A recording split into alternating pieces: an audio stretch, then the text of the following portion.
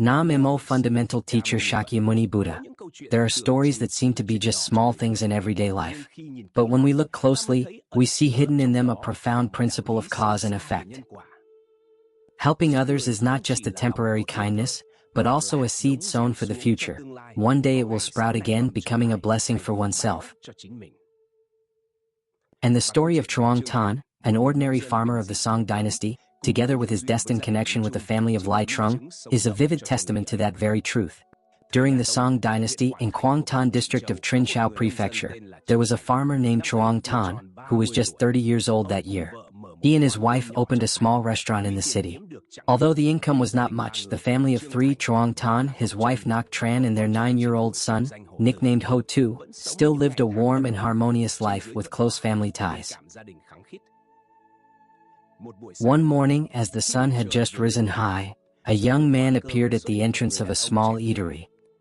He looked to be around 27 or 28 years old, his clothing ragged and full of patches, his face pale and his spirit weary. He stood hesitantly at the doorway before finally speaking in a hoarse, embarrassed voice. "Sir, could you give me a meal? I haven't had anything to eat for an entire day." Truong Thanh looked closely, saw that he was young, his body was strong, and there were no signs of illness. He then raised his eyebrows and asked, "You are a man, your limbs are intact, how did you end up having to beg for food like this?" The other person let out a soft sigh. His eyes were weak, his voice choked. "Big brother, my name is Ly Trung. My hometown suffered a natural disaster, the harvest failed, and our house was in such deteriorating condition that we could not survive. I had to take my whole family out of my hometown to find a way to survive. At first, I hoped to rely on relatives, but I searched everywhere and could not find them. On the way, my wife fell seriously ill. All the money I had saved was spent on medicine, and now I have nothing left. My wife, I, and my little daughter had to take shelter in a deserted temple outside the city temporarily. The wind blew, the rain poured, we were hungry and thirsty, and today there was really no other way, so I humbled myself to come here and beg for some food. My wife and daughter were both hungry and thirsty, unable to bear it." Hearing that, Truong Thanh heard Ly Trung's tone. He was indeed a person from a foreign land. It did not seem like he was making things up. That haggard face and the helplessness in his eyes made his heart soften. Without further hesitation, he turned to call his wife, Ngọc Trân, quickly serve this guest 2 full bowls of rice and some dishes. Ngọc Trân was a kind person. She quickly served 2 hot bowls of rice, filled with fragrant food. Not stopping there, she also carefully wrapped some steamed buns in oil paper. Truong Thanh then reached into his shirt and took out a few small coins, handing them to Ly Trung. "Take these and buy something for your wife and children to fill their stomachs. Someone who is ill must not be left hungry for too long. Do not hesitate any further."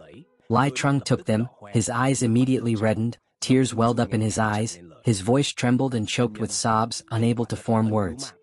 "Benefactor, this is truly a life-saving grace. On behalf of my wife and children, I thank you." Having said that, Ly Trung was about to kneel down and kowtow, but Truong Thanh quickly reached out to help him up. "Don't do that. We are all human beings, we just help each other through difficult times." Ly Trung nodded, tightening his grip on the small coins and steamed buns in his hands. His eyes were filled with gratitude, and in a hoarse voice he vowed, "This kindness I, Ly Trung, will engrave in my heart. If I continue to live in this world, I will surely find a way to repay it." Having said this, Ly Trung clutched the food and the few coins that Truong Thanh had given him. Tears still glistened at the corners of his eyes as he bowed deeply in thanks before hastily hurrying away. His expression was a mix of gratitude and embarrassment. Early the next morning, just as Truong Thanh opened the door of his eatery, he unexpectedly saw Ly Trung appear again. Today, he looked even more haggard than the day before. His face pale, his eyes bloodshot from a sleepless night. As soon as he stepped inside, he rushed forward and dropped to his knees without saying a word. His voice trembled with suppressed sobs. "Elder brother, you're a good man. I know I should not shamelessly trouble you again, but last night my wife suddenly developed a high fever, her whole body burning like fire. I'm so worried. I only wish to take her to a physician. I beg you, please have mercy and lend me a little more money. I, Ly Trung, swear before heaven and earth, once I find work and have money, I will surely repay you double. However much interest there is, I will accept without complaint." Seeing his desperate state, sweat soaking his forehead, his face pale as paper, Truong Thanh hurriedly asked, "How was her condition worsened so severely in just one night?" Ly Trung pursed his lips trembled, his voice faltered. I don't know either, I just see that her body is burning like fire. She has been unconscious all night in a foreign land with no relatives, I really have no new way to seek help but to ask for your help." Hearing this, Truong Thanh turned to tell his wife, "Look after the shop for a moment. I will go with him to see what is happening." Soon after, the two of them arrived at an abandoned shrine outside the city. Inside, it was dark and damp, the walls decayed and crumbling, and the wind howled through the gaps, making the place feel even colder. On a thin pile of dry straw lay a frail woman, her complexion yellow and wax-like, shivering as she curled up her body. She was covered only by a torn and ragged garment that was hardly enough to keep her warm. Next to her was a little girl of about 6 to 7 years old, hugging her pillow and crying, her eyes red. Truong Thanh walked over, bent down and gently placed his hand on the woman's forehead, immediately startled. "Oh my God, it's burning like fire, can't delay any longer, must take her to find a doctor immediately. I know a good doctor, let me take care of the money. A human life is priceless. We cannot wait to gather enough money before seeking treatment." Ly Trung was moved to the point that he started to kneel again, but Truong Thanh quickly held him back and said firmly, "Please don't bow like that. Saving others is simply the right thing to do." After a while of hesitation, Ly Trung spoke hesitantly, his voice becoming more and more awkward. "Benefactor, there is actually one more thing that makes it difficult for me to say. In this dilapidated temple, with drafts on all sides, my wife's condition will probably never improve if she stays here. Please, could you lend me some more money to rent a small house? Even a cheap one is fine, as long as it has a roof to protect her and her child from the wind and rain?" Truong Thanh pondered for a moment, then shook his head slightly. Renting a house was only a temporary solution, and with your situation, the monthly rent was hard to come by. "I have an old house in the countryside, although it has been unoccupied for a long time. Although it is a bit old, the walls are still solid, the tiled roof is not dilapidated, and it still provides good protection from the rain and wind. From there to the county town is only a few miles. You can take your wife and children there to stay temporarily. Behind there is a piece of abandoned land. Although small, you can grow vegetables and sow a few seeds, it is not too bad. Just try to get through this difficult time first. We'll think about the future later." Ly Trung finished listening. Emotions surged, the tears that he had been trying to hold back for so long now flowed uncontrollably. He choked up and kept saying words of thanks. Even though his wife was lying on the bed of dirt, her sickness, her body shaking from weakness, hearing those words was so moved that tears streamed down her face. She repeatedly said thank you in a low voice. Her hands were shaking, tightly holding the torn blanket. From then on, Ly Trung's family moved to live in Truong Thanh's old house in the countryside. Not only did Truong Thanh give them a place to stay, he also invited a doctor to come to Ly Trung's house to treat his wife's illness. He spent a lot of money to buy medicine. Thanks to that, her serious illness gradually improved. Finally, completely recovered. Not stopping there, Truong Thanh also took out some of his own money and gave it to Ly Trung, saying it was for temporary living expenses, so that the family would have food and clothing and would not have to worry about being hungry all the time. A few days later, when his wife's health stabilized, Ly Trung immediately struggled to find work in the district. Finally, he got a job as a porter at the market wharf. He is diligent and hardworking. Working hard every day from early morning to late at night, in less than 2 months, he had saved up some money. He immediately went to Truong Thanh's restaurant. With trembling hands, he offered the money, his voice earnest. "Benefactor, please accept this money. This is from my heart. We have lived in your house for a long time. I really feel guilty. I promise I will find another place to live soon and will not bother you anymore." Truong Thanh heard that and waved his hand, his eyes determined. "Why are you doing this? Your daughter is still young and your family's financial situation is tight. Now is the time to need money, there's no need to rush to pay back. That house over there is abandoned. No one lives in it anyway. Leaving it empty is a waste. Just stay there peacefully and don't always think about moving out. When life truly becomes more stable and comfortable, then we can think about it." Faced with such generosity, Ly Trung could not argue. He felt even more grateful. From then on, whenever Truong Thanh's restaurant was busy and there were too many customers to handle, Ly Trung's wife would take the initiative to come over and help. Sometimes she washed the dishes, sometimes she cleaned the tables, and sometimes she swept the floor, never receiving a single penny in wages. The two families became closer and closer, and their relationship gradually became as close as blood relatives. Time flew by, 2 years passed, and Ly Trung worked hard, saving every penny, and finally bought a small, very old house on the outskirts of the city. At that time, he had just moved his whole family out of Truong Thanh's old house. But unexpectedly, not long after the family moved out, Truong Thanh's restaurant encountered a disaster. That day, a few customers came to eat. It was unclear whether the food was spoiled or what. A short while later, everyone was vomiting and had severe stomach pains, and the situation was chaotic. Among them, 2 people were physically weak and could not be saved in time and died. Their families were angry and made a big deal out of it, immediately reporting to the authorities and filing a lawsuit straight to the government office. After interrogating, Taijia district immediately ordered Truong Thanh to pay a huge amount of compensation. Furthermore, they sealed the shop and banned it from doing business. All the savings of Truong Thanh and his wife for half their lives were gone in an instant, leaving them with a huge debt. Reluctantly, Truong Thanh, his wife Ngọc Trân and their 12-year-old son had to hold back their tears and return to their old house in their hometown. But life had changed and their days there became extremely difficult and miserable. It was true that misfortune never came alone. Not long after poverty struck, Ngọc Trân fell seriously ill. The fear and pressure from the sudden misfortune, together with the daily hardships of life, caused her body to collapse in exhaustion. Invited the village doctor to come and take a look. The doctor took the pulse for a long time, then sighed and said to Truong Thanh with a sad voice, "Prepare for the funeral, the light in the heart is dimming, there is no cure for this disease." Ngọc Trân lay in bed, her face pale, tightly holding her husband's hand, tears streaming down her face, pleading, "Ho Tu's father, I'm not afraid of life or death, I just can't bear to leave you and our child. This house is full of debt, and I'm afraid no one will marry my son in the future. Even if I die, I will not be able to rest in peace." At that moment, the bad news reached Ly Trung's ears. Remembering his old benefactor, he and his wife immediately took their daughter and ran to visit.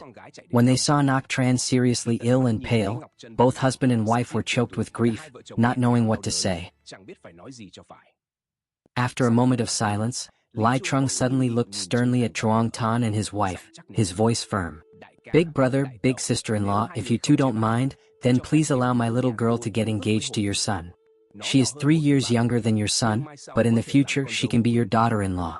I would like to use this promise to repay you for saving our family, and also to keep our families together forever without any worries." Truong Thanh was startled when he heard that. He waved his hands repeatedly as if he wanted to push that thought far away.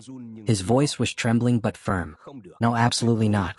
My family is now burdened with layers of debt, poverty-stricken to the extreme. We can hardly even manage enough food and clothing to get through each day. How could I possibly drag your daughter into this? If I were to agree, it would be no different from pushing her entire life into endless suffering with no way out. I truly cannot do such a thing." Ly Trung's wife sat beside her, her eyes rimmed in red. She gripped Ngọc Trân's thin, trembling hand and choked back tears. "Big sister-in-law, if 3 years ago you two had not opened your hearts in kindness, the 3 of us in my family would have long since perished in that abandoned shrine, starved and stricken with disease. Where would we be today? That life-saving favor is engraved in our bones and marrow. Not even 1,000 lifetimes would erase it. Now we give our daughter to your son only as a small token of our gratitude. It hardly repays the debt of saving our lives. It is nothing."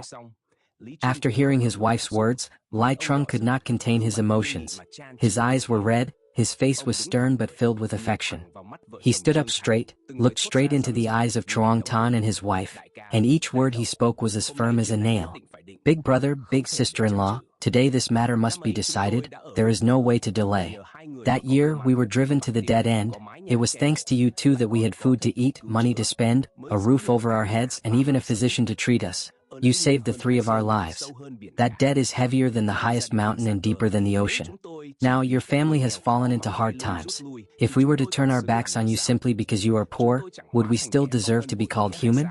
Wouldn't we be ungrateful and treacherous? This marriage must be arranged. Only then can the sister-in-law be at ease, and we ourselves can finally breathe easier. If you still refuse outright, then today I, Ly Trung, will kneel right here and never rise again." Truong Thanh looked at the couple speaking such wise and meaningful words. His heart was filled with indescribable emotion. He turned back to look at Ngọc Trân, seeing her face, which had always been filled with worry, as if a 1,000-pound rock had been lifted from her. Her eyes softened, and the sadness that had clung to her throughout her last days gradually disappeared. Truong Thanh's tears welled up, his throat tightened, but he finally nodded, suppressing his voice in response. Not long after, when she felt at ease, Ngọc Trân held her husband's hand tightly, let out a long sigh, and then peacefully left this world, leaving behind a peaceful smile on her haggard face. Time flew by, 4 years passed, and Ho Tu was 16 years old. The wedding day was only 2 months away. Unexpectedly, one day the matchmaker came to the door, her attitude respectful, her words quiet. "Master Truong, I was sent here on behalf of your in-laws, the Ly family. A few days ago, their young lady rode a carriage outside the city to offer incense at the temple. For some unknown reason, the horse suddenly panicked, reared up, and threw the young lady to the ground, severely breaking her leg. The physician examined her pulse and said that from now on, walking will be difficult. She may be disabled for the rest of her life. Ly Trung and his wife, seeing their daughter in this condition, feared that she was not worthy of a handsome and strong young man like Ho Tu. They were embarrassed and could not come and speak directly, so they asked me to speak on their behalf, wishing to cancel this marriage and withdraw rather than let your family suffer. Hearing this, Truong Thanh was dazed as thunderstruck near the ears. He sprang to his feet, his voice trembling in anger. We are not the type to crave wealth and despise the poor, nor would we ever look down on the sick or mock those unfortunate enough to be disabled. To us, it is virtue and integrity that form the true foundation for building a family and establishing bonds between in-laws. Whenever she heard this, she would quickly bow her head and explain, her voice full of worry. No, Mr. Truong, please don't misunderstand. It's not the groom's family that wants to back out. It's the bride's family that feel guilty. They believed that, now that their daughter had unfortunately met with misfortune and broken her leg, her ability to walk might never be whole again for the rest of her life. How could they let a strong young man like Ho Tu bear such a burden? The parents saw this as a great weight and could not bear to let the groom's family suffer a loss, so they took the initiative to withdraw from the marriage arrangement. This matter absolutely cannot be considered as breaking the engagement. Anyone who hears about it will not blame them, nor will there be any gossip or criticism from others. Hearing this, Truong Thanh felt as if a heavy stone weighed upon his heart. He furrowed his brows and pondered for a moment, then suddenly turned toward his son and asked directly. Ho Tu had no hesitation at all. His eyes shone brightly and his voice was firm and steady like steel.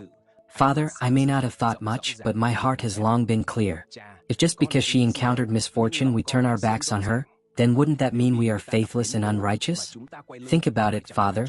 If it were me who had the misfortune to fall and break my leg, becoming disabled, I am certain that father-in-law would still keep his word without a single complaint, and would still marry his daughter to me as promised. Because father-in-law and mother-in-law have always valued righteousness and trust above all else, caring for us with sincerity in every small detail. So now we cannot act against morality or betray their kindness. This marriage, I absolutely will not cancel. If we withdraw now, where in the future could I ever hope to find another family that is so profound in virtue, so compassionate, so loyal to love and righteousness as they are? Hearing his son speak so firmly and without the slightest hesitation, Truong Thanh felt both sorrow and a deep, indescribable warmth rise within him. His eyes glimmered with tears, and his lips trembled into a smile that was both strained and full of love. He turned to the matchmaker and spoke resolutely. You've heard him. My son's words are as if ordained by heaven. He has acknowledged this as a destined bond, a thread of fate that cannot be undone. Please return and report this clearly. This marriage must not be cancelled, and it should not be mentioned again. Sure enough, 2 months later, Ho Tu's wedding was held grandly, bringing joyous celebration throughout the whole village. Relatives and villagers came in crowds to offer their congratulations, and laughter and cheerful voices echoed everywhere. Although the new bride's legs were still learning to move and she walked slowly, her temperament was gentle and kind like water, and she was resourceful and hardworking. Since entering her husband's home, she had been in charge of everything day and night, from cooking, cleaning to taking care of the ancestral altar. Everything was done in order, earning everyone's praise. Gradually, thanks to her efforts, the Truong family's house became orderly, peaceful, and its good reputation spread far and wide. As time passed, Ho Tu and his wife gave birth to 3 sons. All 3 grew up handsome, intelligent, diligent in their studies, and respectful in conduct. The eldest son passed the provincial exam at the age of 16 and the higher examination at 22, opening the way to a bright official career. The 2 younger brothers did not fall behind, each earning their place on the honor roll of scholars. In just 10 short years, all 3 brothers entered official service, bringing glory and prestige to their family. From then on, the Truong family completely escaped a life of hardship. From poverty, they rose to prosperity and good fortune, living in fullness and harmony. The relationship between the Truong and Ly families grew even closer, becoming a beautiful story that was told and admired throughout the region. Everyone praised them, saying, "The Truong family is kind-hearted, the Ly family is righteous." It was precisely due to this kindness and righteousness that their descendants enjoyed blessings and honor for generations to come. Indeed, this is the true image of a virtuous family, shining example for all time.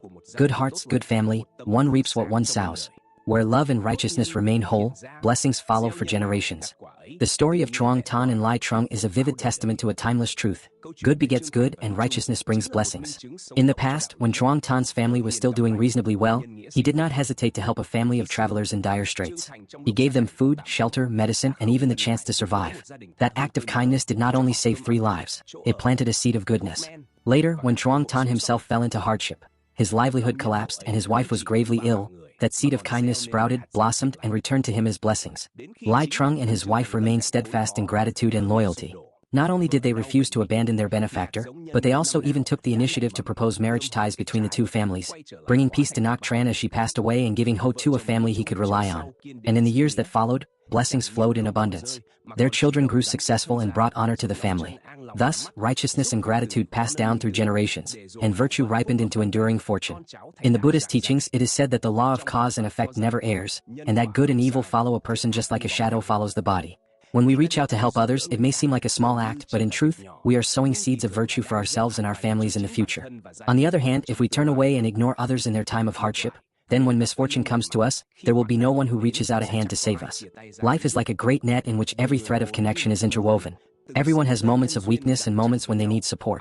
Therefore, to know how to share and to keep one's word is in fact to protect the blessings of oneself and one's descendants. The lesson to be learned is, live with kindness and loyalty, place righteousness first, and value trust above all. To help others is truly to help oneself, for every good intention we plant will eventually return to us, like a boomerang coming back to the one who cast it. Those who preserve kindness and uphold righteousness will accumulate blessings that will nourish not only their own lives but also the lives of their descendants. If you find the story meaningful, please sow another good seed by liking and subscribing to the channel to spread cause and effect in Buddhism to many people.